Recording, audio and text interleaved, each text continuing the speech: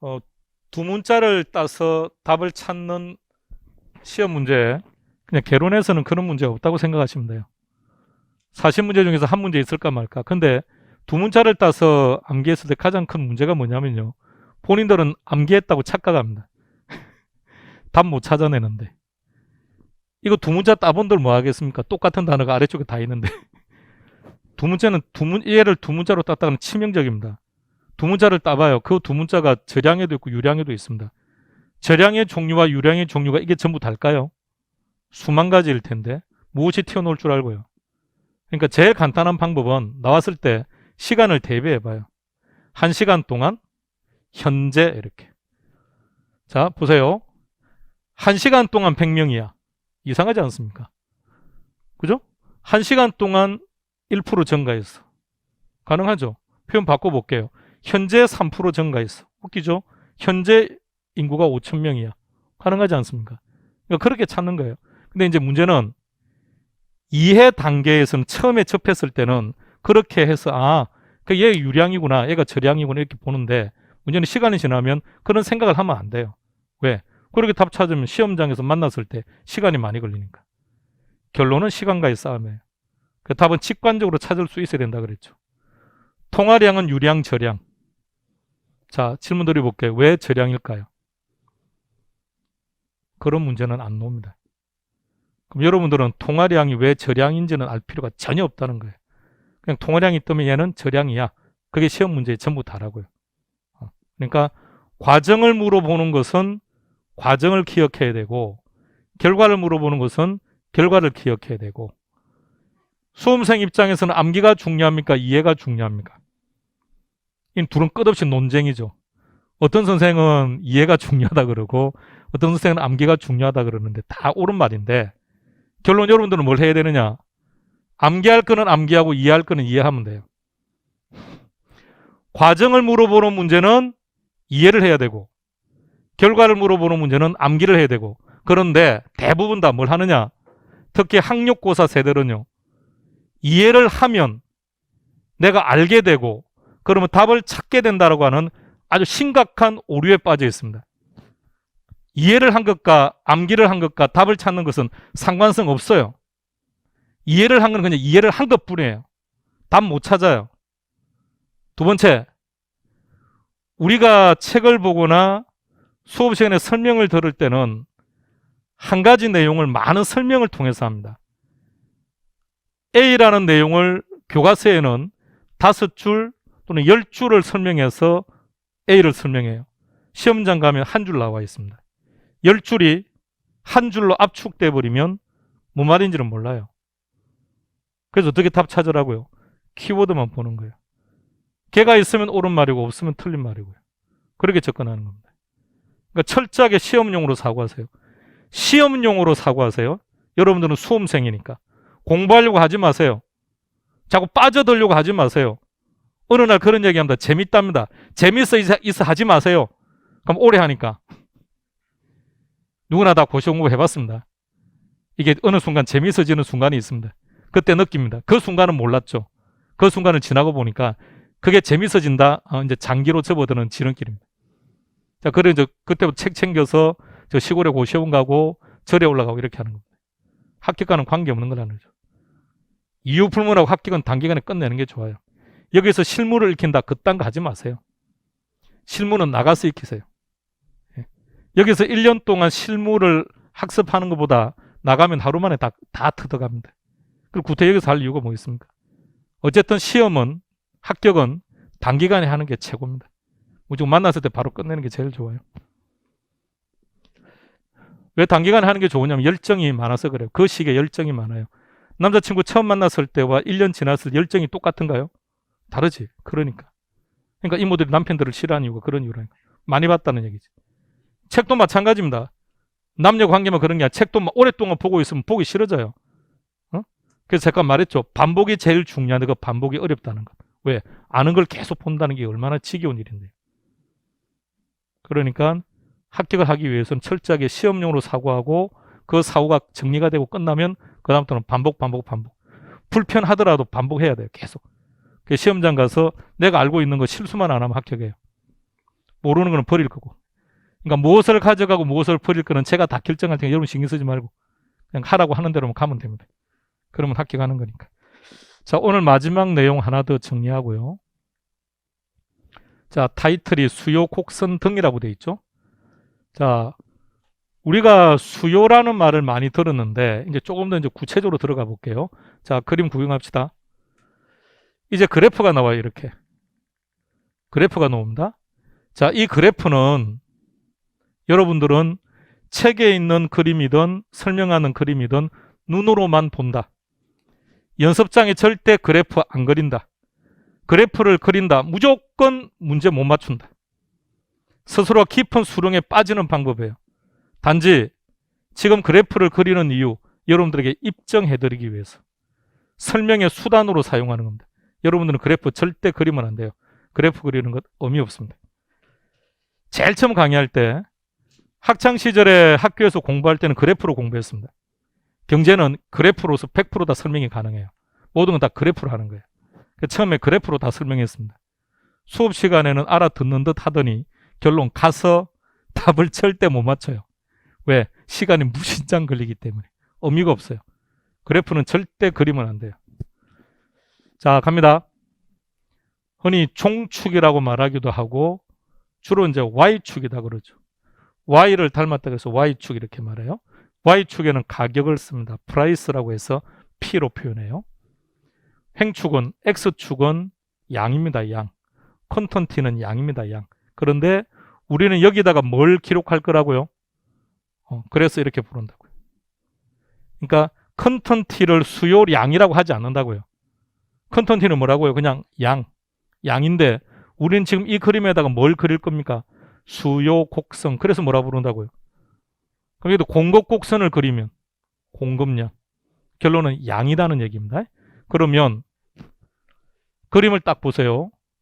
수요 곡선이란 무엇과 무엇의 관계를 이야기하는 겁니까? 가격과 수요량의 관계를 이야기하는 겁니다. 가격과 수요량의 관계. 관계가 뭐죠? 너와 나의 관계. 너와 나의 관계. 이걸 함수. 우리 학창시절에 공부했죠? 함수. 함수라는 말은 관계. 그래서 무엇과 무엇의 관계라고요? 이것을 우리는 이렇게 불러요.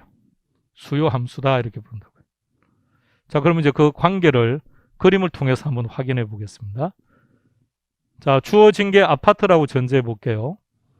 아파트 가격이 P1이랍니다. 비싸다는 뜻입니다. 그랬더니 수요자들이 적게 살려고 하더랍니다.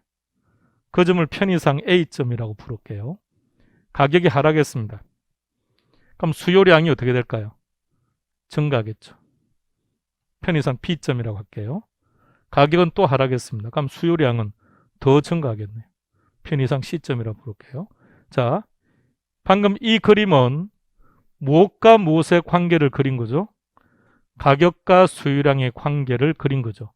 그런데 이 둘의 관계가 비례합니까? 반비례합니까? 가격이 하락할수록 수요량이 증가하고 있지 않습니까? 비례, 반비례. 반비례. 가격과 수요량이 반비례한다는 것을 우리는 이렇게 불러요. 수요 법칙이라고 표현합니다. 그러면 가격과 수요량의 관계가 반비례한다는 것은 알았고, 자, 그림을 보세요. A점, B점, C점을 연결해 보세요. ABC를 쭉 연결하면 이런 형태의 그림이 하나 만들어집니다. 좌측 상단에서 우측 하단으로 내려가요. 우측 하단으로 내려간다. 그래서 뭐라고 표현한다고요? 우하향. 이것을 뭐라고 부르느냐? 디맨드 커브, 수요 곡선이라고 불러요. 자, 여러분들한테 지금 용어들을 하나씩 설명한 거예요. 자, 이걸 시험용으로 대체시킬게요. 자, 3개 읽겠습니다. 시작. 다시 갑니다. 시작. 너무 많으니까 합쳐버립시다. 그냥 수요 땡땡 이렇게 얘기합시다. 수요 함수, 법칙 이렇게 하지만 그냥 수요 땡땡. 우리 머릿속에는. 자, 그럼 시험 문제는 어떻게 출제되느냐? 수요 땡땡이란 이렇게 나와요. 그러면 수요 함수든 법칙이든 곡선이든 무조건 뭐가 나와야 됩니까? 가격, 수요량. 가격, 수요량, 가격, 수요량, 가격, 수요량이 반드시 나와야 된다. 그러니까 시험 문제가 수요 땡땡이란 하고 놓으면 우리는 빨리 뭘 찾는다고요? 가격, 수요량. 지문이 확장될 수가 있으니까 추가로 반비례, 우하향. 잠깐 말을 쭉 연결해서 갈게요. 자, 지금 칠판에 있는 내용을 여러분들이 이해했다. 아무런 의미가 없어요. 시험과는. 시험용으로 대체를 시키자고요. 자, 시험으로 대체시킵니다. 수요 땡땡 시작. 수요 땡땡이란 가격, 수요량, 반비례, 우하향. 다시 시작. 수요 땡땡이란 가격, 수요량, 반비례, 우하향. 그것만 딱 기억하면 돼요. 시험 기준으로 한다면. 그럼 시험에 출제될 때는 오로지 지문 하나로만 나오겠죠. 한 문제로 나올 만한 내용은 아니죠. 자, 그런데 지금 설명드린 이유가 이 내용들을 가지고 이제 우리가 들어가야 되기 때문에 일단 전체 그림은 좀 보여드린 겁니다. 자, 다시 한번 볼게요. 수요라고 하는 개념은 이 둘의 관계를 말하는 거라고요. 관계. 근데 관계라는 게 함수입니다. 함수. 펑션이라는 게 관계라는 말입니다. 관계. 그래서 이렇게 부른다는 거죠. 근데 그 관계를 따져보니까 이렇게 반비례한다는 사실을 확인한 거죠. 가격과 수요량이 반비례한다. 이걸 수요 법칙이라 그래요. 그럼 가격이 상승하면 가격이 상승한다 그러면 수요량은 감소하는 거죠. 그럼 아파트 값이 오르면 수요량은 증가한다, 감소한다? 감소해야죠. 자, 사실인지 말해봐요. 아파트 값이 계속 올라가면 사람들은 아파트를 산다, 안 산다? 갑자기 고민에 빠지죠. 표현을 정확하게 해볼게요. 아파트 가격이 계속해서 상승할 것이라고 예상이 되면 앞으로 집값이 계속 올라갈 거라고 예상을 한다고요. 그럼 산다, 기다린다. 빨리 사야죠. 그럼 수요가 증가. 다시 말해서 2020년도 수도권의 아파트를 구매한 연령층에서 가장 1위를 한 게 30대라고요. 30대가 아파트를 제일 많이 샀다고요. 법인들이 내놓은 아파트 내어놓으면 30대가 다 사들였다는 얘기입니다. 가격이 떨어지기도 전에. 법인들은 지금 다급해서 내놓은 거예요. 다급해서 내놓았다는 말은 가격이 어떻게 될 거라는 얘기입니까? 떨어질 거라는 얘기죠. 떨어질 만한 여유를 30대가 아예 주지를 않아요. 놓으면 바로 잡아가니까. 그러니까 법인들 입장에서도 가격을 싸게 팔 이유가 없었던 거죠. 그 시세대로 다 팔았고 30대는 다 사들였고 왜 30대들이 아파트를 샀을까요? 왜 연끌을 냈을까요? 앞으로 가격은 계속 올라갈 것이라는 예상, 기대감 때문에. 가격과 예상은 달라요. 자, 다시 갑니다. 그럼 이 둘의 관계는 반비례한다는 사실은 알았고, 그래서 그림을 연결해 본 결과 그래프 형태가 우하향, 수요 곡선의 생긴 모양을 우하향한다 이렇게 말하는 거예요. 이걸 우리가 디맨드 커브라고 해서 보통 D 이렇게 표현한다고요. 자, 이 내용 가지고 이제 넘어가 볼게요. 자, 이 페이지에서 우리는 시험용으로 뭘 기억했다고요? 수요 땡땡이란 가격, 수요량, 반비례, 우하향. 그것만 딱 기억하면 돼요. 시험 기준으로. 자, 제목 읽어보세요. 뭐라고요? 항상 시험 문제라고 보시면 됩니다. 한 문제로 출제될 건지 지문 하나로 출제될 건지의 차이일 뿐 항상 시험 문제다. 자, 이제 마지막입니다. 이거 하면 이제 집에 갑니다. 집에 갈 거니까 표정 아주 밝게 하고 집중력 끌어올리세요. 역시 지금 하는 이 내용도 내년 10월 달과 똑같은 수준입니다. 앞서 기출문제를 보여드렸죠. 왜 기출문제를 보여드렸을까요? 학습의 방향을 제시해드린 거예요. 이렇게 하면 된다는 거. 그러니까 앞서 유량과 저량의 종류들을 막 기억했었죠. 그러니까 유량과 저량은 시험 문제가 어떻게 나온다고요? 아까 보여드렸죠. 그래서 학습의 방향을 제시해드리려고 하는 거예요. 통화량이 왜 저량이냐라고 문제가 안 물어봤죠. 그런 거는 필요 없다고요. 처음에 이해 단계에서 조금 설명이 필요해 설명을 한 거고 딱 그것이 정리가 딱 끝나면 그 다음부터는 기계적으로 반복해서 답만 찾는 겁니다. 자, 방금 설명드렸던 그림입니다. 그런데 우하향하는 이 곡선의 이름을 뭐라 부른다고요? 수요 곡선 디맨드 커브라고 해서 보통 이렇게 D라고 표현한다고. 자, 그런데 수요 곡선의 그림을 잘 봐요. 수요 곡선 상에서 A점도 보이고 B점도 있고 C점도 있죠. 이때 A, B, C를 이렇게 불러요. 뭐라 부른다고요? 수요량. 철저하게 용어 정의는 이 범위를 벗어나지 않도록 하세요. 이 안에서만 정의하세요. 이 안에서만. 수요량을 정의해 보세요. 수요량이란 무엇이다? 되도록 할게요. 자, 결론을 딱 제시하고 난 다음에 이걸 암기하려고 하지 말고요. 항상 시험 준비는 여러분들이 주체가 돼야 돼요. 강의하는 사람이 주체고 여러분들은 객체가 되니까 점점 어려워집니다. 여러분들이 학습의 주체가 돼야 돼요. 직접 참여하고 직접 여러분들이 하나씩 정확히 파악하고. 다시 갑니다. 자, 수요 곡선이 하나 만들어졌죠. 곡선상에 있는 점들 A점, B점, C점만 있는 게 아니겠죠. 무수히 많은 점을 만들어낼 수 있겠죠. 걔네들을 이렇게 부른다고요. 수요량.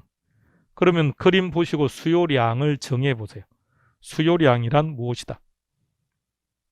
수요 곡선상의 점. 시작. 이게 수요량의 정의라고요. 자, 그럼 이번에는 수요 곡선을 정의해 보세요. 응? 오케이. 수요량을 연결한 선. 시작. 어려운 거 없죠? 이렇게 하는 거예요. 매해 시험 문제라 그랬습니다. 그러니까 이걸 자꾸 단순히 외우려고 하니까 그러니까 힘들어지는 거고요. 자, 여기까지 그림만 다시 한 번 더 보여드릴게요. 자, 다시 갑니다. 개론책에는 그래프가 많아요. 그래서 그래프가 많이 그려져 있습니다. 그래프 용도는 뭘까요? 여러분 주변에 계신 분들이 요새 너 뭐 공부하니 그러면 그때 보여주라고 그려놓은 거예요. 야, 씨, 요새 이런 거 공부한다고. 머리가 진짜 아프다고. 그 여러분들 절대 그래프는 안 본다. 연습장에 절대 그림 안 그린다. 그림 그리는 순간 그 순간 모든 게 끝. 자, 다시 갑니다. 앞서 이렇게 그림이 만들어진 과정을 설명했죠. 자, 그래서 디맨드라고 하는 수요 곡선이 하나 만들어진 거예요. 그 곡선상에는 무수히 많은 점들이 만들어지는데 걔를 이렇게 부른다는 얘기죠. 자, 수요량 정의합니다. 수요량부터 시작. 수요량이란 이걸 정의해야 그 다음 단계에 넘어갔을 때 여러분들이 정의를 자연스럽게 나와요. 그럼 수요 곡선이란 오케이 이리 되는 거라고요. 자, 그런데 보세요. A점, B점, C점을 뭐라 부른다고요? 수요량. 근데 A점에서 B점으로 이동했대요. A점에서 B점으로 이동했대요. 자, 방금 수요량을 뭐라고 정의했었죠? 수요 곡선상의 점이었죠. 그럼 설명해 보세요. A에서 B로 이동했다는 것은 수요 곡선상의 점의 이동. 맞나요? 시작. 수요 곡선상의 점의 이동. 혹시나 해서 0.1% 때문에 혹시나 해서 단어 하나만 더 기억할게요. 동일한 수요 곡선상의 점의 이동. 그러니까 궁극적으로 그냥 이것만 기억하면 돼요. 곡선상의 점의 이동. 그것도 귀찮으면 그냥 점의 이동. 이것만 기억하면 되는데 혹시나 해서 여기까지 기억해두면 어떻게 문제가 응용되든 안 틀립니다. 자, 근데 한번 잘 봐요. 왜 A점에서 B점으로 이동했을까요? 응? 그렇지. 가격. A점일 때는 P1, B점일 때는 P0. 가격이 어떻게 됐다고요? 하락했죠. 다시 말하면 A점에서 B점으로 이동하려면 부동산 가격이 변해야 됩니다. 그럼 이제 마무리해 봅시다. 부동산 가격이 변함에 따라 동일한 곡선상에서 점이 이동하는 것을 이렇게 정의한다고요. 수요량의 변화다. 자, 앞서 수요량을 뭐라고 정의했었죠? 수요 곡선상의 점 그랬죠. 그러면 곡선상의 점이 이동했으니까 수요량의 변화 이렇게 말한다.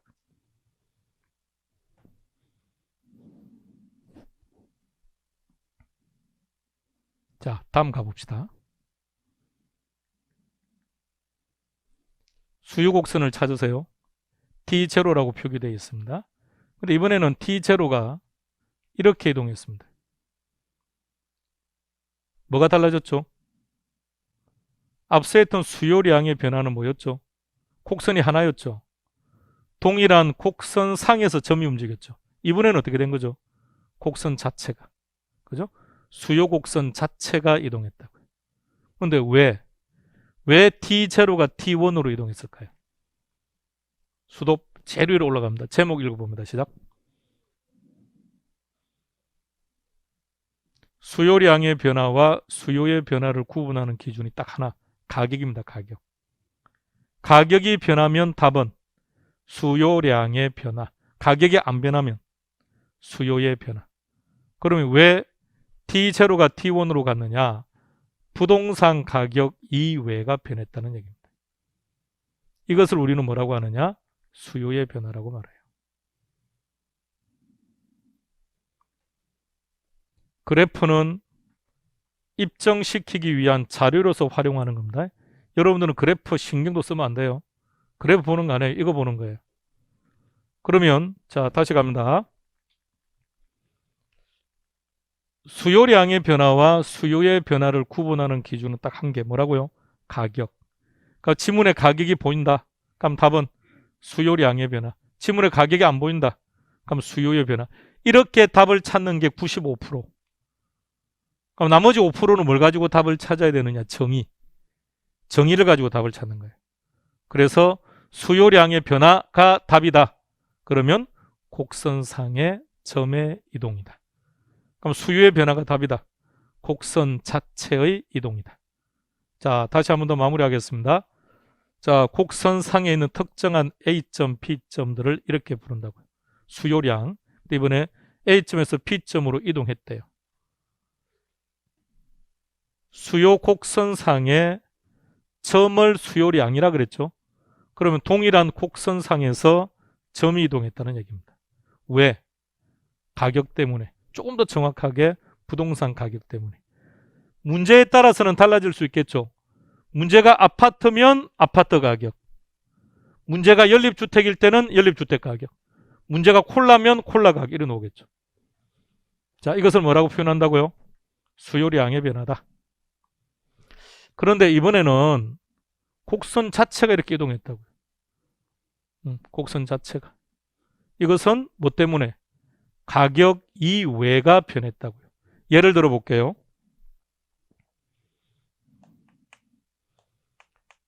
갑돌이는 월 100만 원의 소득이 발생합니다. 100만 원의 소득을 가지고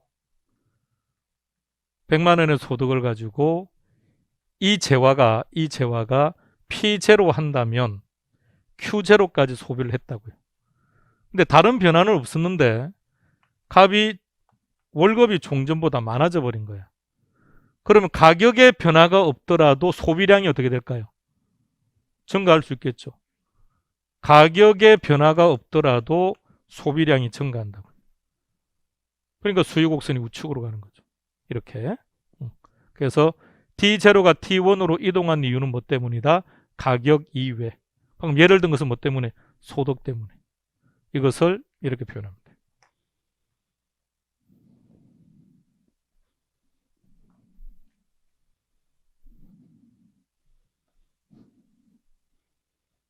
수요량의 변화, 수요의 변화.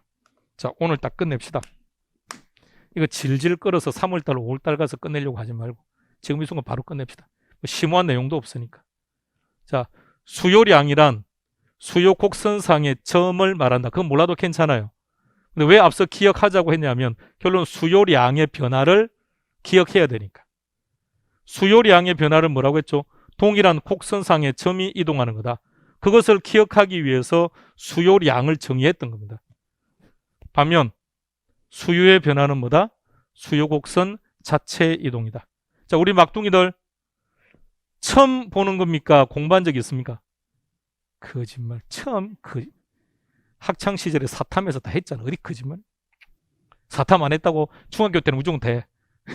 중학교는 사탐 선택의 문제가 아니기 때문에 학력고사 세대는 말할 것도 없고요. 정치, 경제 다 했던 것이고 우리 막둥이들도 사탐에 다 했던 건데 사탐 안 했으면 선택 안 했습니까?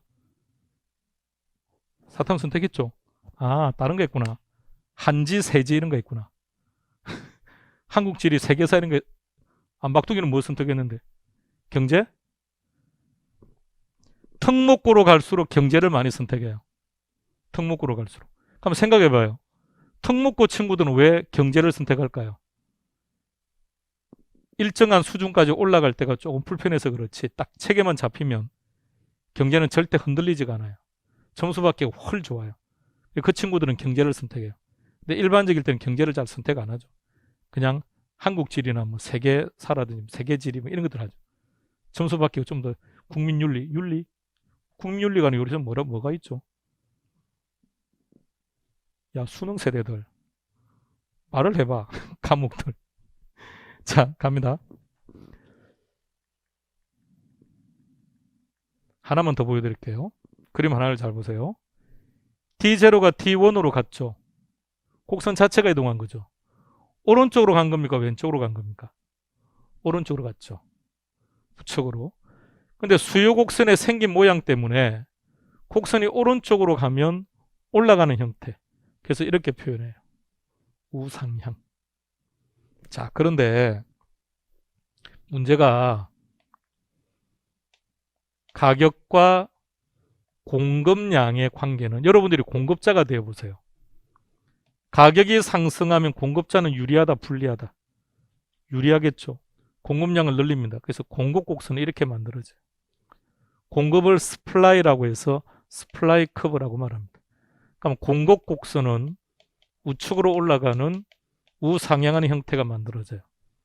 수요 곡선은 우측으로 내려가는 우하향, 공급 곡선은 우상향. 공급 곡선이 우상향한다고 했는데 수요 곡선에 또 우상향이 나옵니다. 뒤죽박죽 엉망진창이 됩니다. 그래서 이런 표현들은 몰라도 괜찮아요. 상향, 하향 이 표현은 몰라도 괜찮아요. 시험에는 나와요.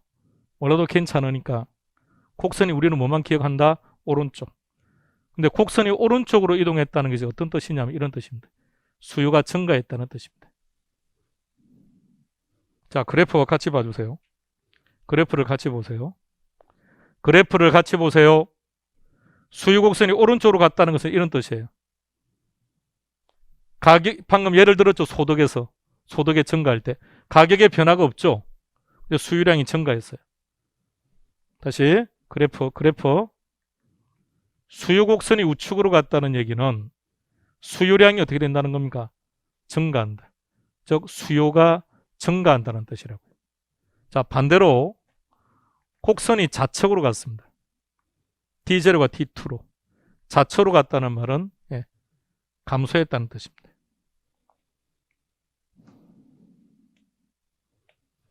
자, 그래프 형태를 잘 보세요. 곡선의 생긴 모양 때문에 왼쪽으로 가면 하향할 수밖에 없어요. 좌하향 이렇게 표현합니다. 그런데 기억하지 맙시다. 그냥 다른 거는 기억하지 말고 수요 곡선이든 공급 곡선이든 증가하면 어디로 간다? 우측으로. 감소하면 어디로 간다? 좌측으로. 그럼 수요나 공급이나 다 똑같아요. 그거 하나만 딱 기억해요. 그림 같은 거 할 필요 없다고 했으니까. 그래서 오른쪽으로 간다? 증가다? 왼쪽으로 간다? 감소다.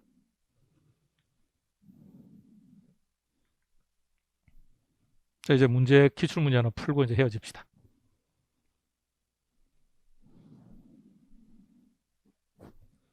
아니, 지금까지 수요 설명해놓고 왜 갑자기 공급의 문제를 출제하냐? 똑같아요. 수요량의 변화, 수요의 변화. 공급량의 변화, 공급의 변화 똑같습니다. 답은 몇 번? 이 문제는 딱 10초짜리 문제입니다. 이렇게 문제가 나오면 공급량의 변화 쪽만 먼저 봐야죠. 수요량의 변화든 공급량의 변화든 양의 변화는 뭐가 변해야 변한다? 오케이, 가격 찾아봐요.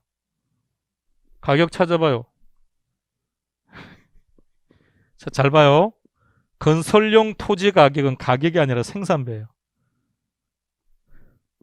건설용, 그러니까 공급자 입장에서 팔아봐야죠. 공급이니까. 건설회사 입장에서 볼 때 건설용 토지 가격이 하락했대요. 그럼 생산비가 감소했다는 뜻이에요. 이건 생산비예요. 상관없어요. 가격이 어디에 있습니까? 1번에 있네요. 왜 주택 가격일까요? 주택 공급이니까. 아파트 공급이면 아파트 가격, 주택 공급이면 주택 가격. 따라 답은 1번. 이럴 때는 아예 이쪽은 볼 필요가 없죠. 그러니까 이런 문제를 만나면 이쪽에서 결정하고, 단 주택 가격이 여러 개 있으면 그 다음에 공급의 변화를 봐야죠. 문제는 이렇게 출제가 된다고. 자, 이건 아주 가벼운 문제고, 이제 이거는 조금만 익숙해지면 이런 거는 다 10초짜리 문제입니다. 자, 이제 그 다음 문제를 볼 텐데, 문제가 까다롭습니다. 어렵습니다. 1분 드릴 테니까, 10분 드릴까요? 1분 드릴 테니까 답 한번 찾아보세요.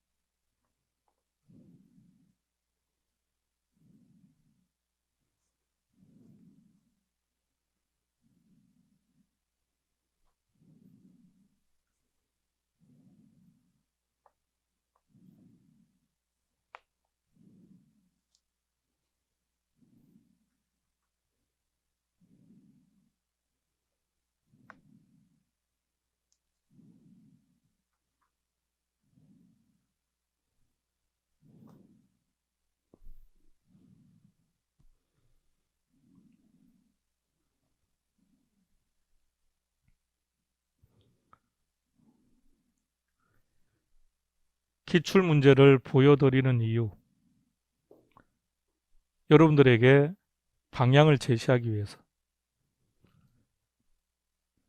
개론에서는 이런 단서들이 잘 나와요. 민법에서는 어떻게 나오느냐면 단 판례에 의한다 이렇게 나와요. 그래서 문제에서 만일 복수 답안이 나올 수 있는 상황이라면 판례의 근거에서 답을 찾아라 이 말입니다. 근데 개론은 저 단서가 두 가지입니다. 목적이. 첫 번째 목적, 이의 신청을 받지 않기 위해서, 문제를 보다 더 깔끔하게 출제하기 위해서. 가령 정상제 반대가 열등제입니다. 저게만 열등제가 되어버리면 이 상황이 바뀌어요.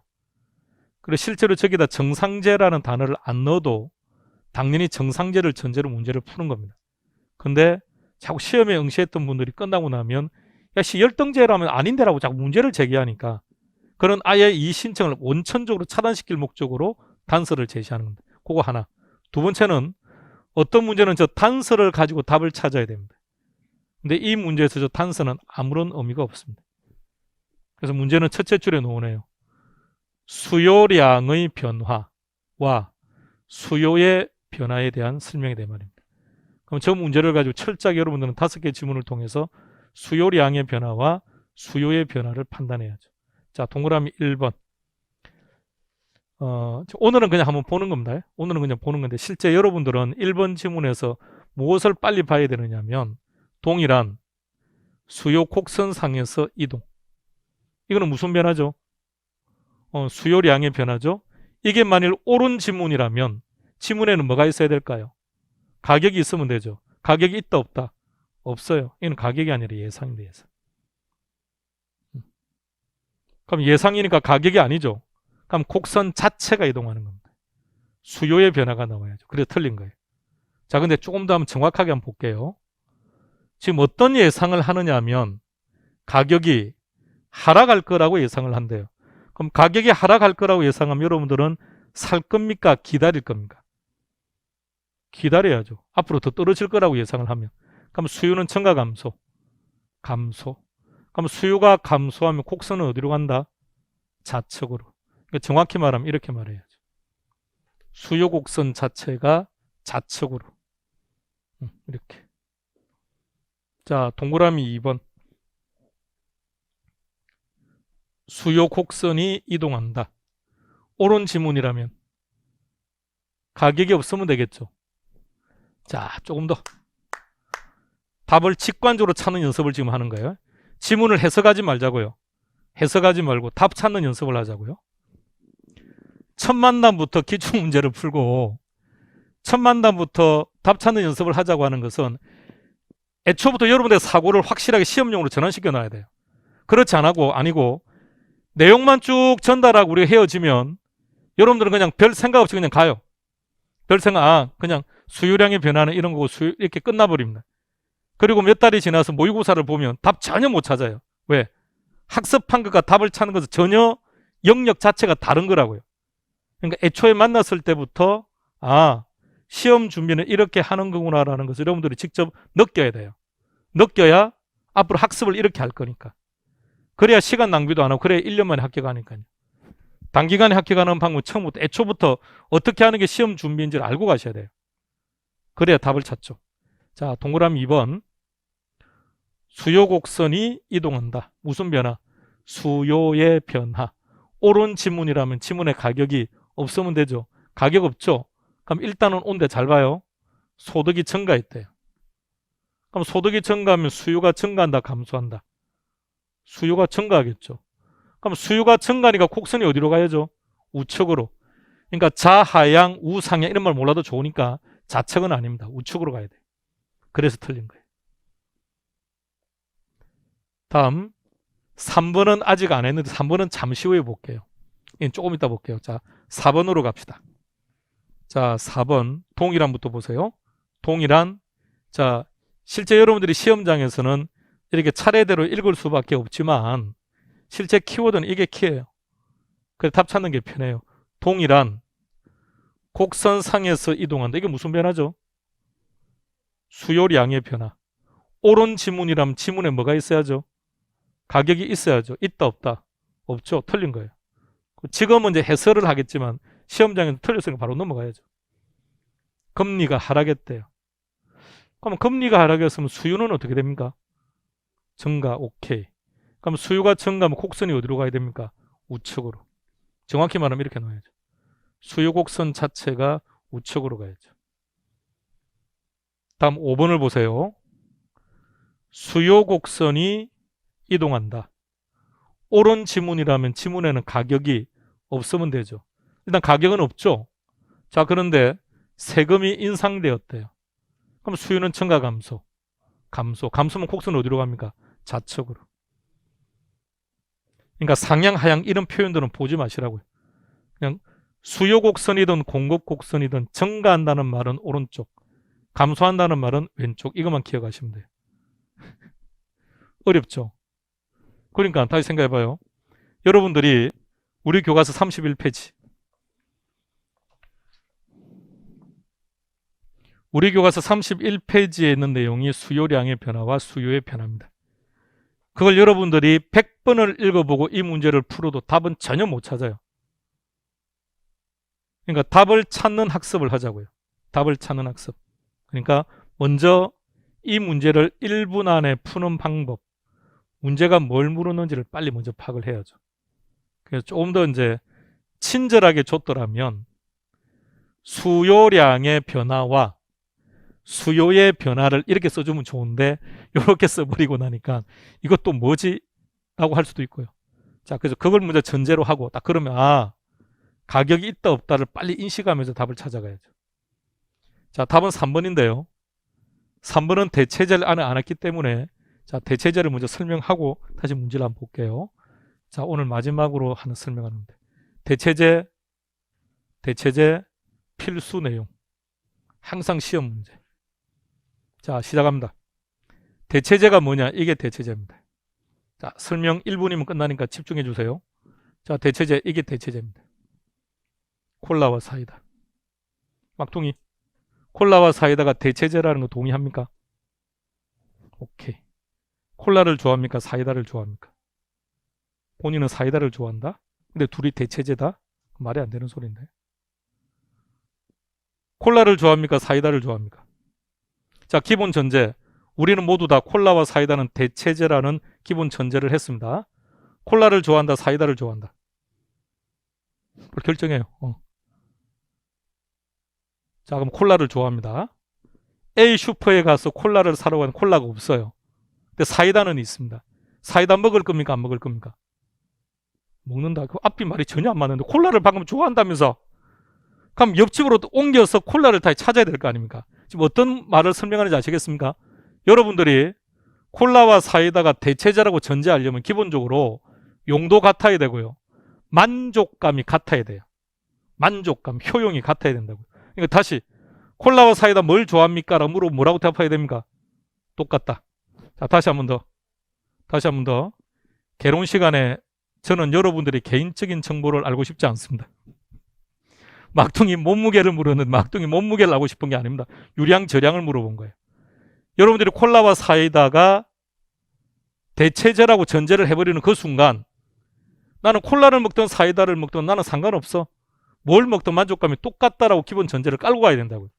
이게 대체 3조건이에요. 예전에 10년 전에 한번 출제되기도 했던 문제인데 자 일단 무시하고요. 그럼 다시 되돌아왔습니다. 콜라와 사이다가 대체제라는 거 동의했습니다. 자 그런데 콜라 값이 올랐대요. 그럼 콜라 먹는다 안 먹는다? 콜라 안 먹겠죠. 콜라 수요 감소. 대신에 뭘 먹습니까? 사이다 수요가 증가하겠네요. 그럼 사이다 가격은 상승. 이게 대체제라고요. 이걸 아파트라고 전제해 봅시다. 이걸 연립주택이라고 전제합시다. 아파트 값이 올랐습니다. 그럼 아파트 수요는 감소하겠죠. 대신에 사이다가 연립주택의 수요가 증가. 연립주택의 가격은 상승. 이게 대체제라고요. 자, 결과 우리는 뭘 기억할 거냐면 잘 보세요. 대체제가 나오는 순간 우리는 무조건 이걸 기억할 거예요. 뭘 기억한다고요? 비례. 무엇이 비례인지 봅시다. 가격 상승했죠. 그랬더니 수요가 어때요? 증가했습니다. 가격이 상승했죠. 그랬더니 가격이 어떻게 됐죠? 상승했죠. 무엇과 무엇이 비례한다? 가격과 수요, 가격과 가격. 자, 다시 갑니다. 대체제란 뭐다? 아예 콜라 사이다 이런 거 앞으로는 대체제가 나오는 순간 콜라 사이다를 떠올리면 안 돼요. 무조건 뭘 떠올린다? 비례. 다시 대체제는 뭐다? 비례. 무엇이? 가격과 수요, 가격과 가격. 이걸 기억하셔야 돼요. 아래 설명을 한 내용은 단지 앞서 늘 말하는 것처럼 결론을 설명하기 위한 자료로 활용한 것 뿐입니다. 그러니까 우리가 기억할 건 저걸 기억하는 거예요. 자, 기억해요. 대체제는 비례다. 무엇이? 가격과 가격이 또는 가격과 수요가. 자, 그러면 앞에 문제로 되돌아가서 한번 볼게요. 자, 3번 지문을 봐주세요. 자, 첫 번째 키가 대체제입니다. 그럼 대체제가 뜨면 빨리 가격이 있는지를 확인해 봐요. 가격이 상승했다고 돼 있죠. 그럼 비례라고요. 가격이 상승했으니까 그 뒤에 수요는 증가 감소. 증가니까 그래프는 어디로? 우측으로. 이렇게. 그게 답이 3번 되는 겁니다. 근데 이제 시험 놓으면 어떻게 하는 줄 아십니까? 대체제 놓으면 또 콜라 사이다 또 올립니다. 본인이 그 옆에 콜라 사이다 써놓고 막 움직입니다. 그래놓고 자, 그래서 답을 찾았다고 전제합시다. 시간은 이미 다 흘러갔습니다. 시간은 다 흘러가서 결론은 감독관이 10분 남았습니다. 그러면 한참 문제 남았습니다. 결론이 의미가 없어요. 아니면 자기 혼자 소설 쓰다가 틀리거나. 철저하게 시험용으로 사고해요. 대체제를 설명해서 뭐 하시려고요? 결론은 비례만 기억하면 돼요. 자, 이게 대체제입니다.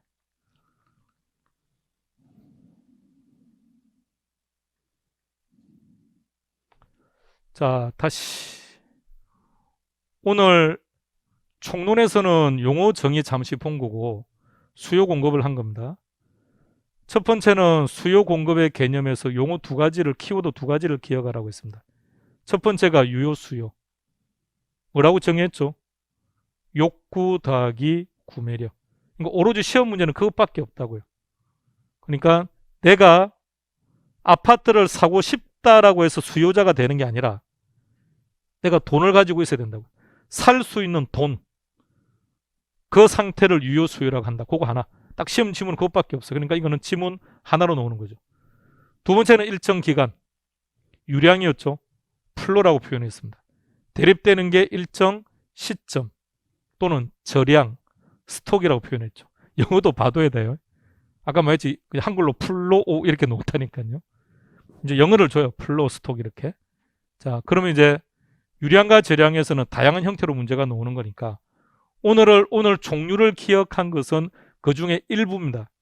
유량과 저량은 표현 방식들이 문제 형태가 여러 가지 형태입니다. 앞으로 점점 보게 될 거고 유량과 저량의 종류를 기억하는 것은 필수 암기사항이에요. 응? 필수 암기사항. 자, 질문해 볼게요. 가족이 몇 분입니까? 그러니까 3명 이렇게 하지만 표현을 정확하게. 한 달에 3명인지 그렇죠. 현재. 그럼 유량, 저량. 이해하시겠죠? 그러니까 가족 수가 어떻게 됩니까? 우리 가족은 이번 달에는 3명이 살아. 이상하지 않습니까? 현재 3명. 그러니까 유량과 저량을 구분할 때 불편하면 시간을 대입하면 되는데 자, 보세요. 소비. 얼마나 소비했습니까? 1시간 동안 10만 원요. 내가 백화점을 지금 3시간째 돌고 있는데 300만 원 소비했습니다. 이게 정확한 표현인데 우리 삶에서 우리는 그렇게 표현 안 하거든요. 너 얼마나 샀니? 300만 원어치. 그러니까 현재를 대입해도 우리는 별로 어색함이 없어요. 너 얼마나 소비했니? 현재 300만 원. 그죠? 그렇기 때문에 우리가 평소에 표현을 잘못된 표현들을 우리가 관념상 사용을 해왔기 때문에 이걸 생각을 조금만 바꾸면 유량이 저량으로 저량이 유량으로 바뀔 수 내용들이 많아요. 그래서 그 부분들에 대해서만 주의하시고 그래서 방금 설명할 때 여러분들이 개인의 생각을 대입하지 마시라고요. 설명드렸던 방식대로 기억하고 그래서 기억이 한번 딱 끝나면 그 다음부터는 반복. 통화량, 유량, 저량. 그럼 기억이 됐죠? 결론이 났죠? 그럼 이제부터는 반복. 한 달, 2달 안 본다고 전제해봐요. 그러면 까마득하죠. 기억을 못하죠. 그 다음부터 계속 반복. 그러니까 11월 달이니까 앞으로 여유가 많으니까 나중에 암기해야지라고 하지 마시고요. 하루하루 하는 몇 가지들은 그렇게 정리하고 갑시다. 그 다음부터는 반복을 하는 걸로. 자, 첫 번째 수요 공급의 개념은 그 2가지 개념. 그 다음에 했던 게 수요 곡선 등이라고 이름을 정했는데 그렇게 한 이유가 수요 함수, 수요 법칙, 수요 곡선 3가지 다 묶어버리라 그랬죠.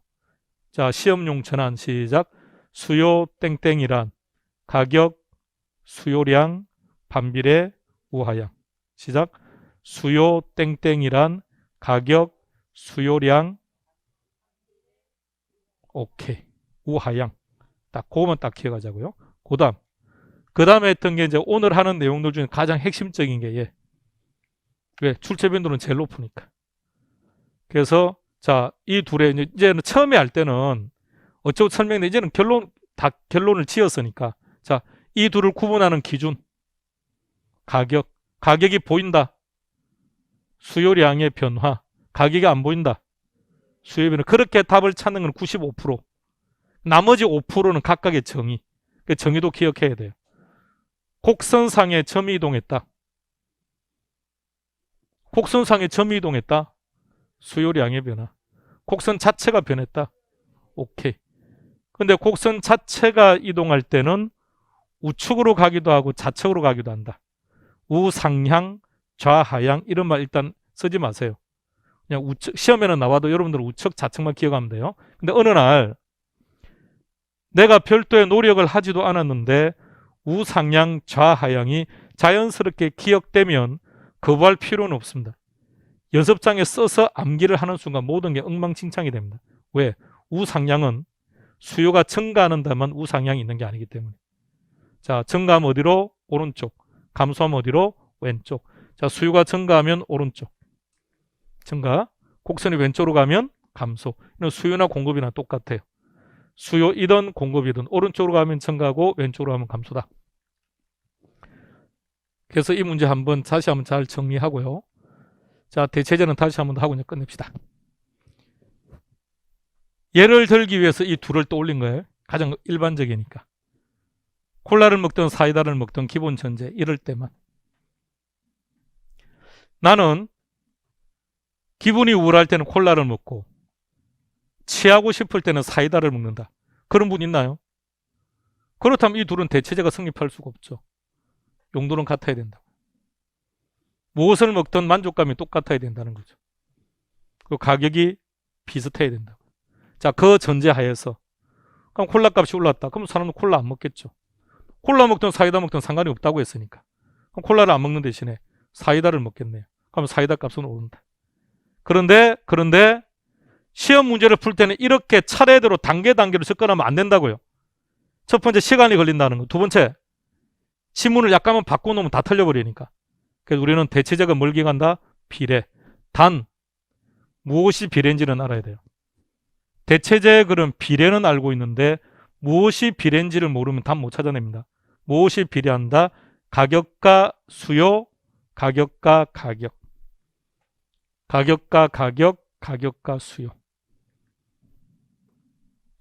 자, 1주차였습니다. 앞으로 강의는 이렇게 진행할 겁니다. 다시 기초과정이고 우리가 첫 만남이지만 기출문제들을 여러분들한테 보여드리는 이유는 방향을 설정하기 위해서 그럼 앞으로도 계속해서 이렇게 진행할 거라는 거고요. 단 11월 달이니까 가벼운 기출문제를 보여드리고 5월 달에는 조금 어려운 기출문제를 보여드리고 그런 거 아닙니다. 지금 방금 보여드렸던 건 난이도 가장 높은 문제를 보여드린 겁니다. 그래서 최소한 어렵다 쉽다가 중요한 게 아니라 여러분들이 스스로 판단해야죠. 아, 수요량의 변화와 수요의 변화 문제를 풀려면 저 정도까지 해야 되는구나. 그 정도는 알고 그래서 방향을 제시해 드려야 여러분들이 올바른 방향으로 걸어가죠. 강의는 이렇게 진행하는 걸로 하겠습니다. 다음 주에 만나기로 하고 절대 개론은 예습하지 마세요. 당연히 복습은 해야죠. 예습은 하지 말고요. 그리고 복습을 하시되 아직 여러분들이 익숙하지가 않아요. 책을 읽으면 깊은 수렁으로 빠집니다. 그러니까 동영상을 들으세요. 아시겠습니까? 동영상을 다시 듣고 그래서 어느 날 자연스럽게 여러분들의 개론 점수가 잘 오는 방법, 여러분들의 마인드와 강양구의 마인드를 일치시키면 돼요. 응? 그러면 점수가 잘 나와요. 그럼 마인드를 동일하게 가는 방법, 설명했던 대로 기억해야 돼요.